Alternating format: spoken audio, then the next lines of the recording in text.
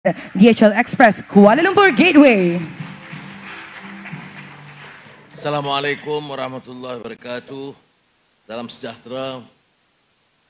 Saudara Anthony Loke, Menteri Pengangkutan, KSU Jana, Ken Lee, Julian dan seluruh pengurusan DHL Express dan tetamu-tamu yang saya muliakan, dan yang pentingnya juga ialah para pengurusan dan pekerja-pekerja DHL yang telah menjayakan projek ini. Terima kasih. Hari ini kita menyaksikan satu bentuk pengembangan fasiliti atau kemudahan DHL sehingga menjadikannya sebagai gateway baru yang penting di rantau ini.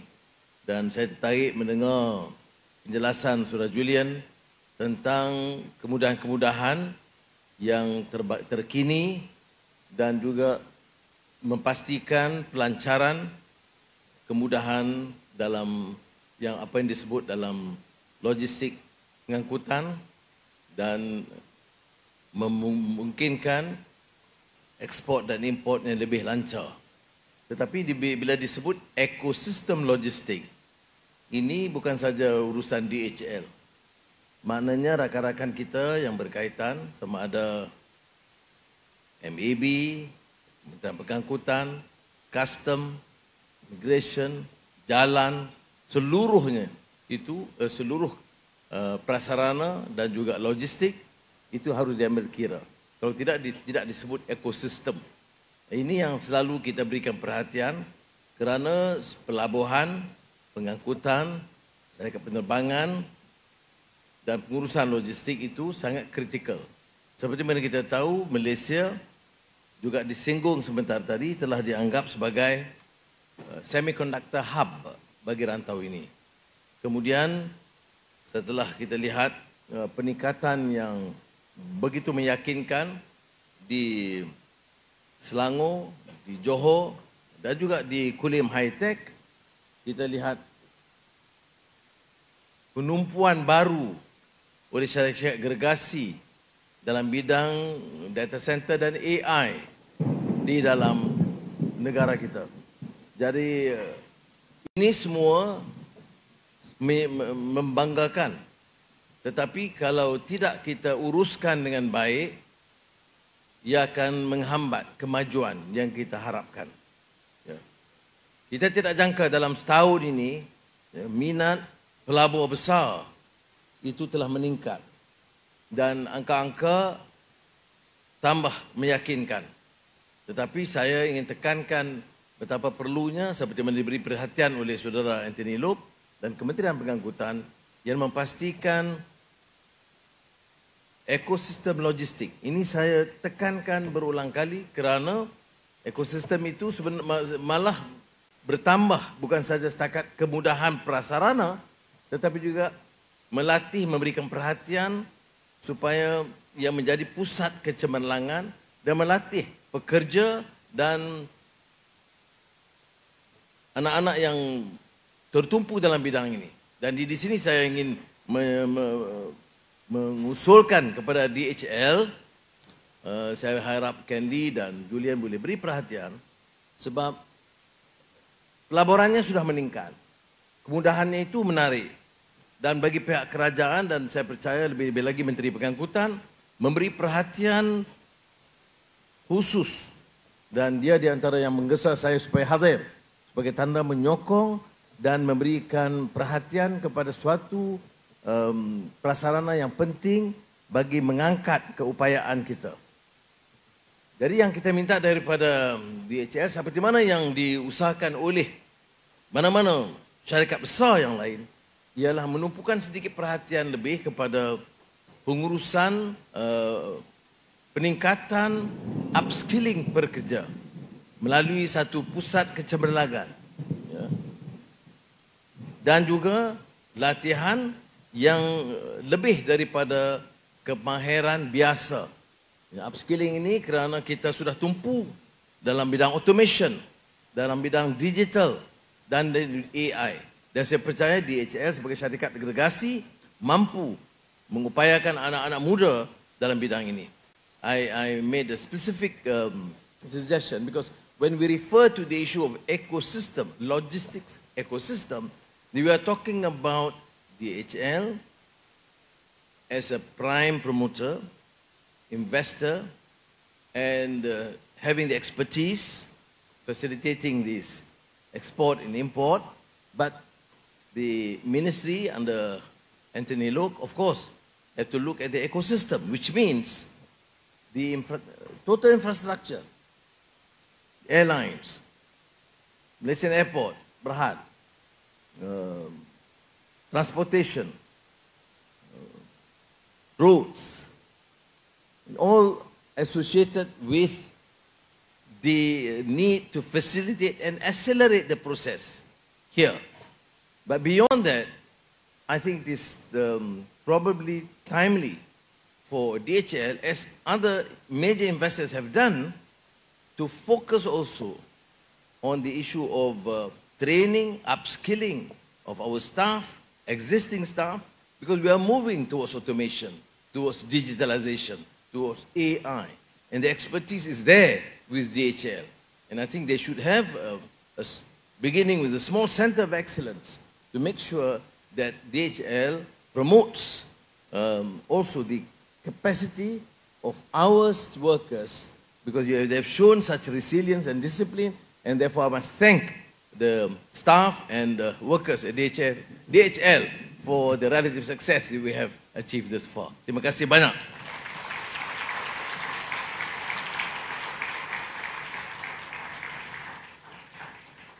Saya tidak bercadang untuk menyebut hal-hal unjuran kita kerana dalam belanjawan saya telah bicara panjang tentang pengupayaan kita, fokus kita, dan di antara yang kita berikan perhatian adalah dalam bidang perindustrian, pendigitalan, peralihan tenaga, semikonduktor, dan ini tentunya akan menuntut kemudahan-kemudahan yang saya sebut tadi, soal pelabuhan, soal pengangkutan, soal logistik ini menjadi tumpuan. Ya. Kalau tidak, di antara isu yang ditingkatkan ialah bila pelabur masuk ya, di Selangor atau di Kulim atau di Johor dan Sabah Sarawak umpamanya, dia akan lihat umpamanya keupayaan ekosistem keseluruhannya.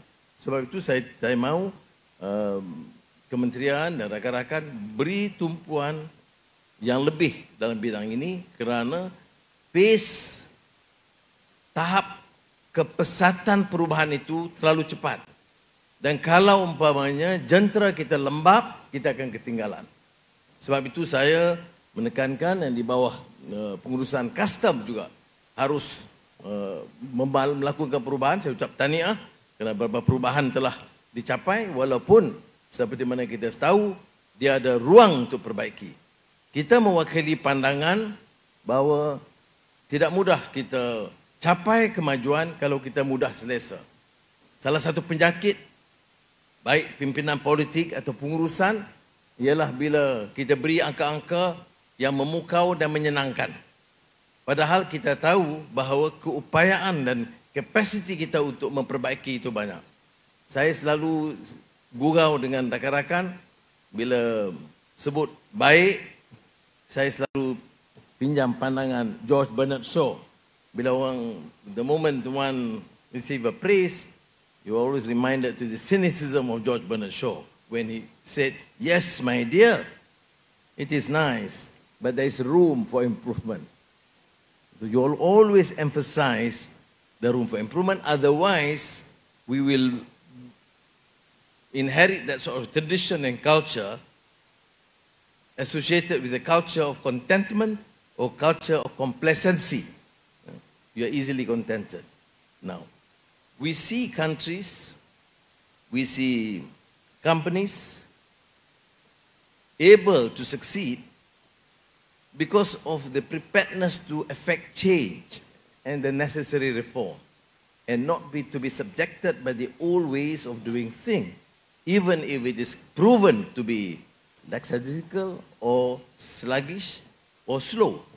This is precisely the reason why I think we need to accept the fact that if we want to succeed, we must be prepared to effect change, reform, and do things better. Make a serious study and compare the relative success with other countries. We don't compare with the past. For example, level of anti-corruption drive, immensely successful. Compared to what? Probably some banana republics in Africa. Or do you compare to the best? Similarly, the expertise and the change, the relative success of many of our institutions must have what is termed as comparative advantage and compare to the best, not compare to the most sluggish or weak or mediocre. Then we will then record great successes. Jadi sebab itu saya rasa walaupun saya dah berumur tapi pemikiran saya masih muda dan mendesak supaya rakan-rakan bekerja lebih keras lagi.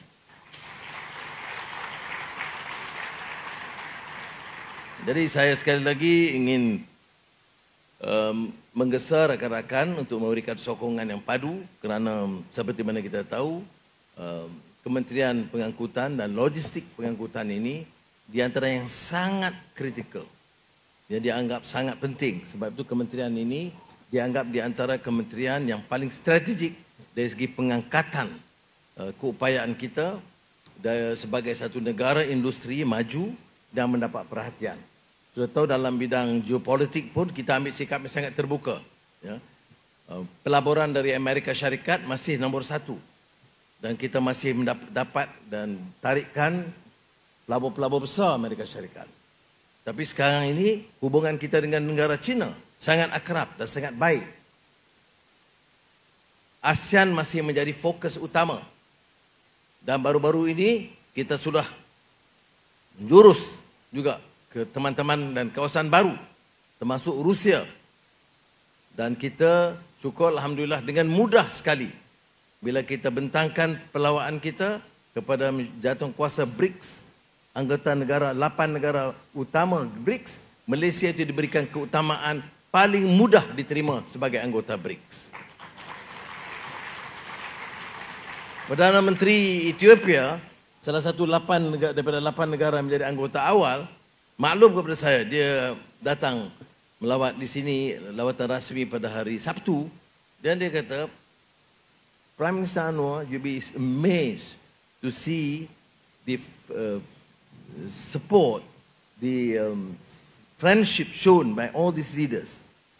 When there were applications from the countries, they put Malaysia as number 1, proposed by Putin, who was the chairman, supported by Xi Jinping, endorsed by Modi, India, and then Lula's representative from Brazil, and Ramaphosa from South Africa. So immediate applause when Malaysia was named as a new member of BRICS.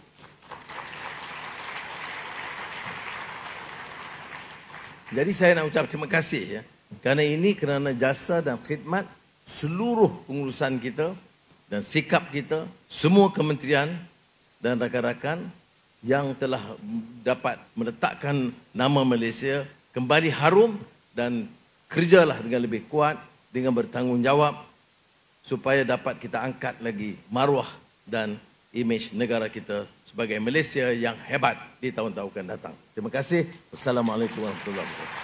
Terima kasih Amat Berhormat Perdana Menteri atas ucapan tersebut dan kami ingin menjemput untuk kekal di tengah pentas bagi menyampaikan, bagi menyempurnakan acara perasmian. Dengan itu, majlis menjemput Div-Div Kehormat untuk bersama-sama Yang Amat Berhormat Perdana Menteri di atas pentas.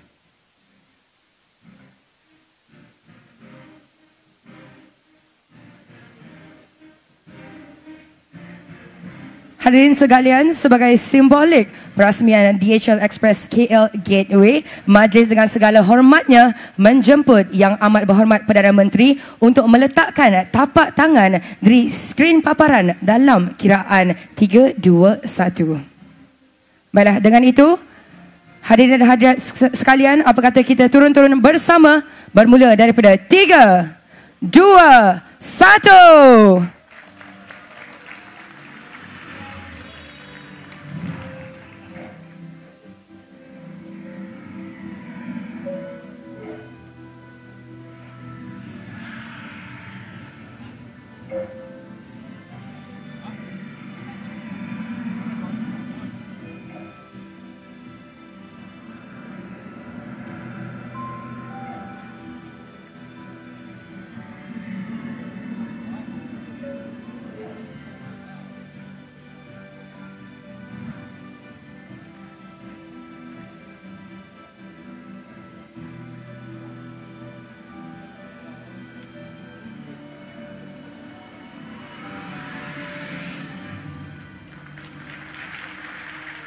Tahniah sekali lagi kepada DHL Express KL Gateway. Dengan itu, tuan-tuan dan puan-puan, KL Gateway sudah pun dibuka secara rasmi. Tahniah dan syabas diucapkan kepada DHL Express Malaysia. Seterusnya, majlis mempersilakan Yang Amat Berhormat Perdana Menteri untuk menurunkan tanda tangan pada plag yang disediakan. Dipersilakan.